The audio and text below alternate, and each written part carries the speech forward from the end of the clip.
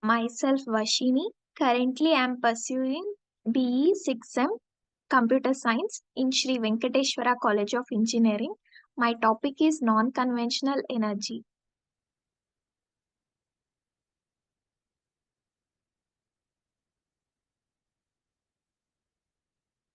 So basically what is energy? Energy is defined as the capacity to do work. Energy resources involves all types of energy source from various scientific and technological standpoints, which generally focuses on its uses, limitations, and consequences of using energy which is available to humanity. This course sets the same scene by considering like how much energy human society have been using and basic concepts of energy like work, power and its efficiency, and we will investigate different types of energy, their availability, their resources and their renewability. So, classification of energy. So, basically, there are two classifications in the energy, that is conventional energy and non-conventional energy. Coming to the conventional energy, so conventional energy sources, these are naturally present and it have been used for many years. So the use of conventional sources which are used for lighting, heating, cooking, running machinery and provision of electricity. So the examples for conventional energy resources are firewood, fossil fuels and others. In addition, firewood have been extensively used for cooking purposes in remote regions of India. So what are the advantages of conventional energy? It is easily available, it is efficient and good electricity conversion, it have low exploration cost. Coming to the disadvantages, it is very much time consuming collection process where it pollutes the atmosphere, it destroys natural ecosystems, displaces local communities. It is also one of the disadvantage of the conventional energy. Next, we have second classification in the energy, that is non-conventional energy. So non-conventional energy sources, these are directly can be obtained from sun, wind, hot springs and others that supports heat and power generation. They are non-polluting because they are abundantly present in the Earth's atmosphere, which are natural resources. So, what are the advantages? Since the resources are naturally available in the nature, they are non-polluting and they are very much abundant in the Earth's atmosphere and they can be available with a free of cost. They have low harnessing or exploration cost. Coming to the disadvantages, their acquisition can be sourced only in the restricted time limits, like in rainy season, tidal waves will generate more energy compared to other seasons.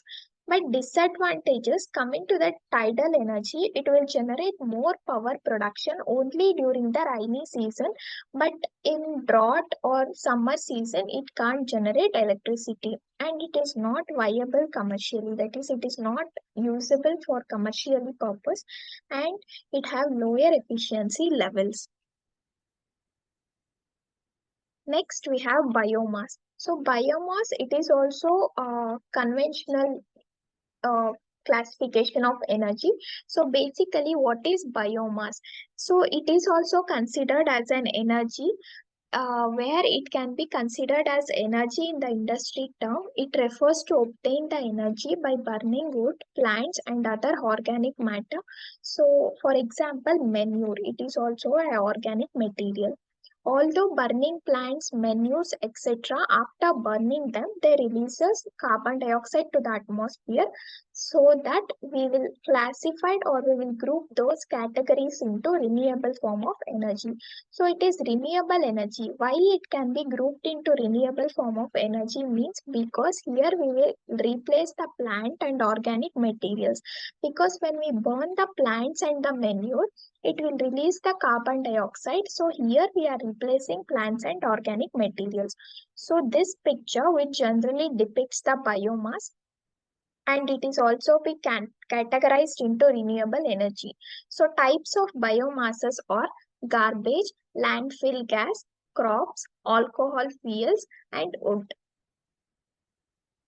Next, we have solar energy. It is also a non-conventional energy where it is available for free of cost and we have abundantly in the Earth's atmosphere. So, what is solar energy?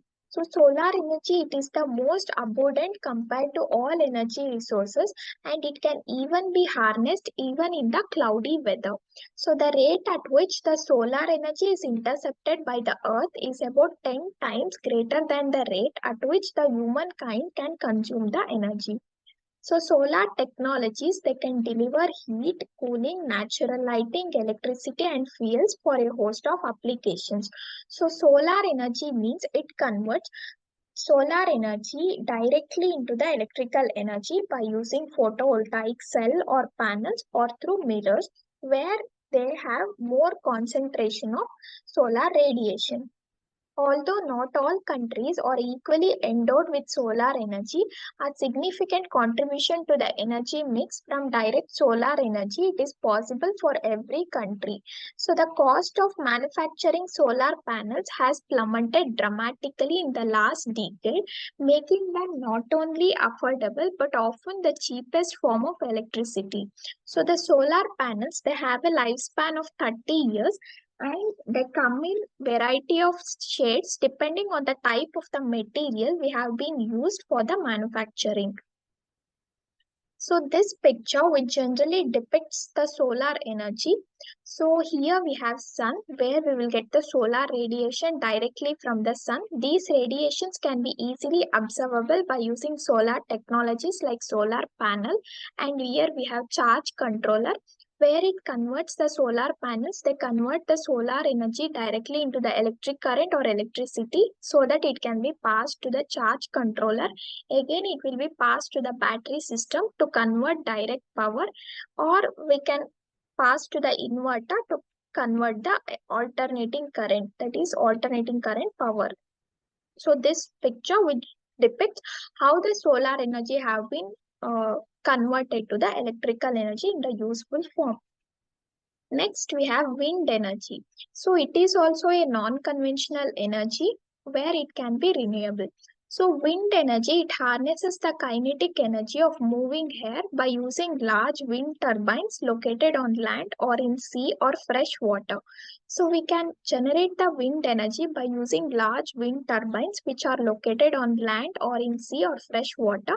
So wind energy can be used for millennia where it can be used in onshore or offshore wind energy technologies.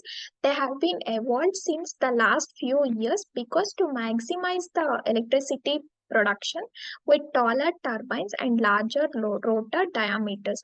Though average wind speeds vary considerably by its location, so the world's technical potential of wind energy they exceeds global electricity production and ample potential exists in most regions of the world to enable significant wind energy deployment. Many parts of the world they have strong wind speeds, but the best locations for generating wind power are sometimes the remote areas. So offshore wind power they also offers tremendous potential in converting the wind energy to the electrical or electricity. So this picture which generally depicts the wind energy. So here we have wind fan or wind turbine where it had been directly connected to the remote computer through cables. These cables are generally buried in the earth. So it is called locally control internal and these buried cables have been connected to the high voltage transmission transformer where it have been converted to the transmission transformers have been connected to the transmission lines to the consumers. These transmission lines have been directly connected to the houses of the consumers.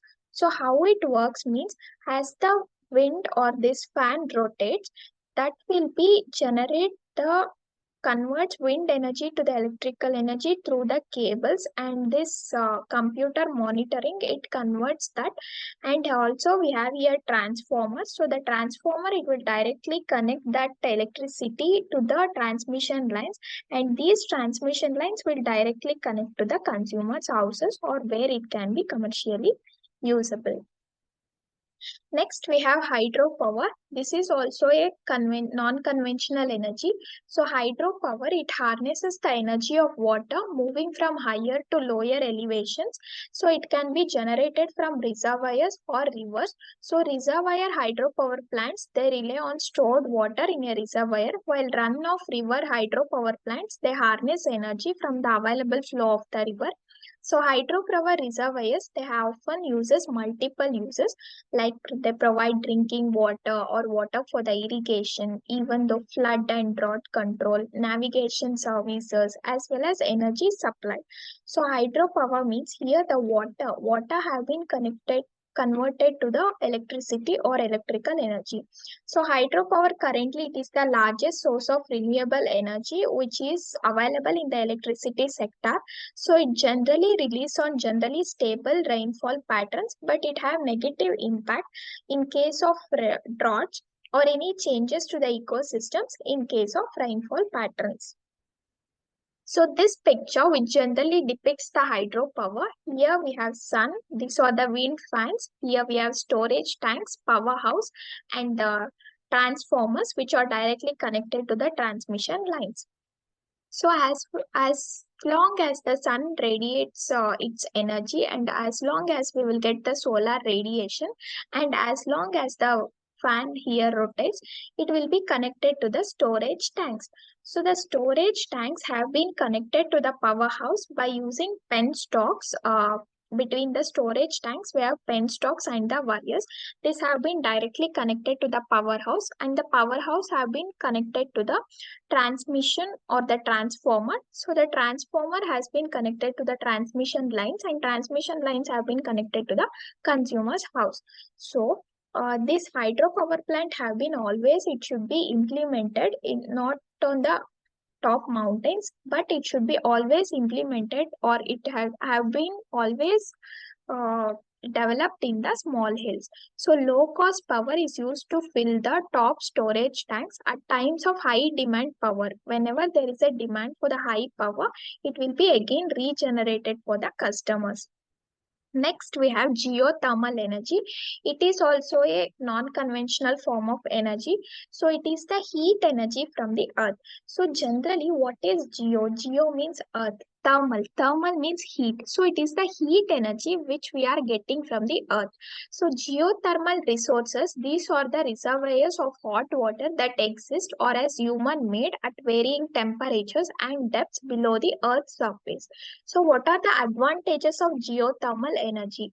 So renewable, base load and domestic. Coming to the renewable, so the heat which flows from Earth's interior, it is continuously replenished by the decay of naturally occurring radioactive elements, and it will remain as long as for billion years. So as long as the heat flows from Earth's interior, so the naturally occurring radioactive elements, they will remain as decay for almost like billions of years. So what is base load? Geothermal power plants, they produce electricity consistently and they can run 24 hours per day or 7 days per week, regardless of weather conditions. So domestic, US geothermal resources, they can be harnessed for power production without importing the fuel. So domestic purpose means we can directly, by using geothermal energy, we can generate the power without importing the fuel. So this picture, which generally depicts geothermal energy, uh, in the geothermal energy, we have transformer energy, that is turbine and the generator, cooling towers, return water, and these are the interior of the earth. So in the interior of the earth, we have magma and the hot rock. Above the hot rock, we have hot water and the injection well. Here we have cooling towers, turbine and generator, and this is the energy. So from the interior of the earth, hot water, above that we have hot water that have been injected to the injection well. From the injection well, it will directly pass to the cooling towers because the hot water have been converted to the cold water or cooling towers where the steam will get evaporated. Again, these water have been passed to the turbine and generator. In the turbine, it converts this heat energy to the electrical energy. Again, these are connected to the transformer. Transformer have been connected to the transmission lines and it will be connected to the consumer's house. Again, what the left out steam in the turbine and generator, again it will pass to the hot water. Again, the same process will continue. So this picture which depicts geothermal energy.